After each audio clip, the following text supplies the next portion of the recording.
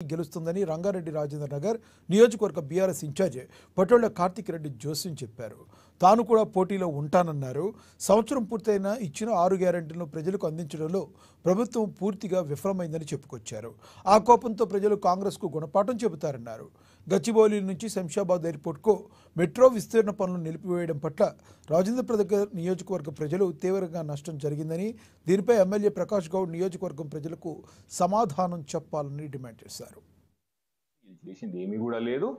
ఈ 10 నియోజకవర్గాలు BRS party నుంచి కాంగ్రెస్ పార్టీలకు పోయిన వంటి ఎమ్మెల్యేల యొక్క నియోజకవర్గాల్లో ముమ్మాటికి బై ఎలక్షన్ రాబోతున్నది.